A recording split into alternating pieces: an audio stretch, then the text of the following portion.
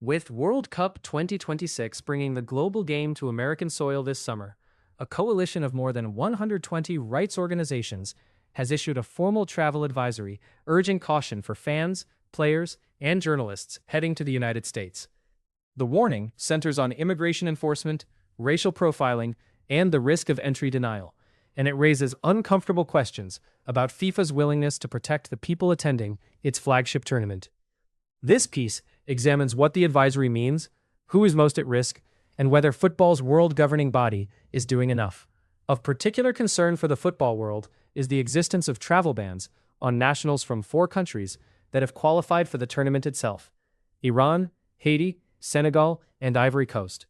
That means players, coaches, officials, and supporters from those nations face a set of complications that go well beyond the usual logistics of international travel.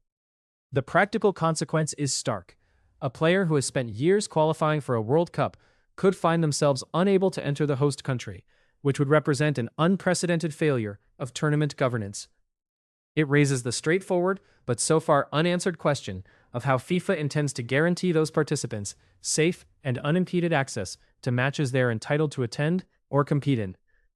The advisory urges travelers to take precautionary steps, including removing sensitive information from mobile phones before crossing the border, and keeping trusted contacts regularly updated on their whereabouts and plans.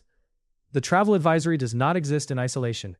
It follows a report published last month by Amnesty International, warning that the World Cup risks becoming a stage for repression and a platform for authoritarian practices.